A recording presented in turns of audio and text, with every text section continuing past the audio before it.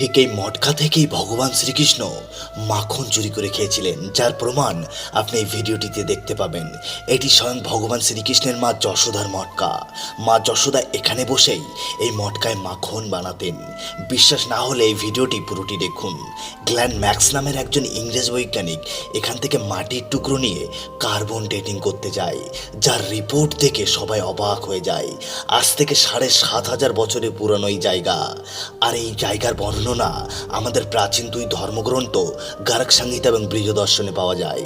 আর এই জায়গাটি আজও আছে উত্তরপ্রদেশের নন্দগাঁও জেলায়। আর এটি প্রমাণিত হয়েছে এটি কোনো গল্প কথা নয়। তবে বিজ্ঞানীরা আজও এই জায়গার রহস্য নিয়ে পরিষ্কারভাবে মুখ খুলতে চায়নি।